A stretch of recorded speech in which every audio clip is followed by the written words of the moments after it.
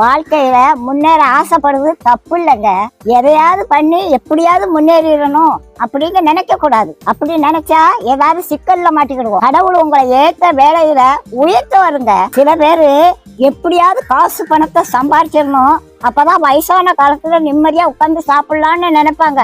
வயசான காலத்துல காசு பணம் எல்லாம் இருக்கும், ஆனா ஒன்னும் அனுபவிக்க முடியாது. பாட்டி வீட்டுல ஒரு எலி ரொம்ப நாளா தொண்டை பண்ணிக்கிட்டு இருந்தது. அதை எப்படியாவது பிடிச்சிடணும்னு கூண்டுக்குள்ள ஒரு தேங்காய் துண்டை குத்தி வச்சேன். ஒரு 9 மணிக்கு சத்தம் கட்டுச்சு, எலி மாட்டிக்கிட்டுச்சு. சரி இருக்கட்டும், காலையில எந்திரிச்சு காட்டு பக்கத்துல கொண்டு திறந்து விடுவோம் அப்படின்னு நினைச்சு தூங்கிட்டேன். காலையில பார்த்தா எலி உள்ளதான் இருந்துச்சு, ஆனா அந்த தேங்காய் துண்டை அதை நக்கி கூட பார்க்கலங்க. எப்படி வச்சானோ அது அப்படியே இருந்துச்சு. ராத்திரி முழுவதும் உள்ளதான் இருந்துச்சு. அந்த தேங்காய் துண்டை திங்கலாம்ல, அதுக்கு மரண பயம் வந்துட்டு அதனால தேங்காய் துண்டை திங்கிறதுக்கு மனசு வரல. அதுக்கு தேங்காய் துண்டை விட நம்ம உயிர் பிழைச்சா போதும்னு அது இருந்துச்சு.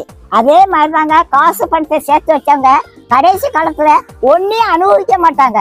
லட்டை பார்த்த உடனே வாயில எச்சி வரும், ஆனா டாக்டர் சொன்னது ஞாபகத்துக்கு வரும், லட்டை தின்றாத சுகர் ஏறி போயிரும் அப்படின்னு சொல்லியிருக்காங்க. ஆசைப்பட்ட ஒரு லட்டை திங்க முடியல, காசு பணம் இருந்து என்ன செய்ய? கடவுளோட ஆசீர்வாதம் இருந்துச்சுன்னா கடைசி வரைக்கும் நல்லா சாப்பிடலாங்க.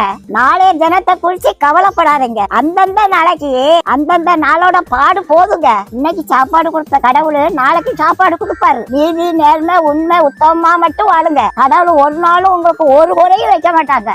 நம்ம எப்படி சம்பாதிக்கோங்கிறத கடவுள் பார்த்துக்கிட்டே இருக்காருங்க.